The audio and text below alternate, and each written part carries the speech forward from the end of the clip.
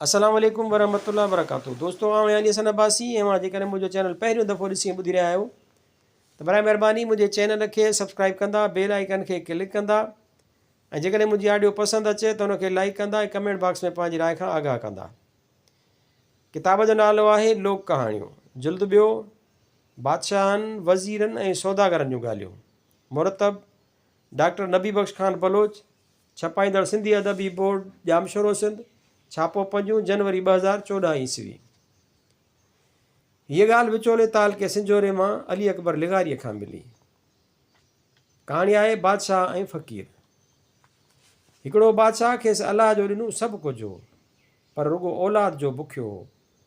औलाद न हुजण करे हू ॾाढो ग़मगीन गुज़ारींदो हो। हिकिड़े ॾींहुं बादशाह पंहिंजे शहर मां निकिरी कंहिं टिवाटे ते मंझो ऊंधो करे वञी सुम्ही रहियो। जेको बि उतां लंघियो थिए सो खेसि मथां लताड़ींदो पियो वियो। आख़िरकार हिकु अलॻि फ़क़ीर अची वटांसि लंघियो। जंहिं हिनखे ईअं सुतल ॾिसी पुछियो त मियां तोसां ख़ैरु त आहे जो टिवाटे ते मंझो ऊंधो कयो सुतो पियो आहीं? बादशाह जवाबु ॾिनुसि त ख़ुदा जा बंदा, तूं हुन ॻाल्हि खे छा कंदे? जीअं ॿी मख़लूक मुंहिंजे मथां लंघी वई आहे तीअं तूं बि लंघी वञ। फ़क़ीर चयो त मां पंहिंजी सारी उमिरि में कॾहिं केली बि कान लताड़ी आहे, सो तो इंसान जे मथां कीअं लंघी वञा? जेकॾहिं का मुश्किलात अथई त खणी ॿुधाए, मन उन लाइ को तदारुक करे सघिजे। आख़िरकार बादशाह रोई पंहिंजे दिलि जो अहवालु बयानु कयो। तां फलाणे मुल्क जो बादशाह आहियां, अलाह जो ॾिनो सभु की अथमि, सिर्फ़ु औलाद जो घोरू आहियां। फ़क़ीर बादशाह खे चयो त जुमे जे ॾींहुं वेझी सिंजी तेल फुलेल करे गज़ कमान खणी फलाणे बाग़ में कंहिं मेवेदार वण में वञी तीर हणिजि। जेतिरा मेवा किरिया ओतिरा पुट ऐं जेतिरा पन किरिया ओतिरियूं धीअरियूं थींदई। तूं रुॻो उहे वञी राणीअ खे खाराइजि, कंदो अलाह त औलाद झझो ई थी पवंदई। बादशाह जुमे जे ॾींहुं फ़क़ीर जे चवण मूजिबि तयारु थी बाग़ में वञी हिकिड़े अंब जे वण में तीर हयूं। कुदरत सां हिकु अंब 2 पननि समेत अची पट ते किरियो। बादशाह उहो अंब ऐं 2 पन खणी पंहिंजे घरु आयो।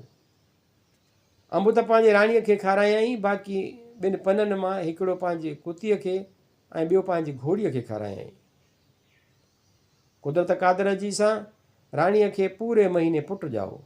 होॾां वरी कुतीअ खे मादी गुल ऐं घोड़ीअ खे वछेरी ॼाई। थोरे घणे ॾींहं साॻियो फ़क़ीर बादशाह वटि आयो ऐं पुछियाईंसि त बादशाह कहिड़ो औलाद थियो अथई? बादशाह दिलि में ख़्यालु कयो त जेकॾहिं फ़क़ीर खे ॿुधाईंदुसि त पुटु थियो आहे त पुछंदो त धीअरूं कोन थियई छा? ऐं ॿिए पुट जी दुआ कोन कंदुमि। सो फ़क़ीर खे चयाईं त 2 धीअरियूं ॼायूं अथमि, हाणे का पुट जी दुआ करियो। फ़क़ीर चयो त बादशाह छो 2 धीअरूं काफ़ी न अथई? मूं ॿुधो आहे तोखे पुटु बि थियो आहे। ईअं चई फ़क़ीर जितां आयो हो ओॾां पंहिंजो रस्तो वठी वेंदो रहियो। पर बादशाह खे अलबत ख़्यालु थी बीठो त फ़क़ीर जे उन्हनि गुफ़्तनि जो अलाए जे कहिड़ो मतिलबु हो। होॾां शहज़ादो अॼु नंढो सुभाणे वॾो नेठि अची जवान थियो। उन सां गॾु वछेरी ऐं गुलर बि वधी वधी अची पाण विहाणा थिया। हिकिड़े ॾींहुं शहज़ादे खे अची शिकार करण जो शौक़ु थियो। सो वछेरीअ ते संज विझी गुलर साण करे गज़ कमान खणी झंग ॾांहुं रवानो थियो। हलंदे हलंदे हिकिड़े हंधि शहज़ादे ॾिठो त हिकु शाही क़िलो आहे जंहिंजो दरवाज़ो खुलियो पियो आहे। क़िले जे ॿाहिरां तमामु घणी ख़ल्क अची गॾु थी आहे। दरवाज़े बंदि करण लाइ ॾाढो ज़ोर पिया लाइनि त बि दरवाज़ो बंदि ई न पियो थिए। शहज़ादो अजब में पइजी वियो त हीउ छा माजरा आहे। नेठि वधी माण्हुनि खां पुछियाईं त अव्हां सां कहिड़ी वेदन आहे जो ॿाहिरां बि ही क़िले जे दरवाज़े बंदि करण लाइ एॾो ज़ोर पिया लायो?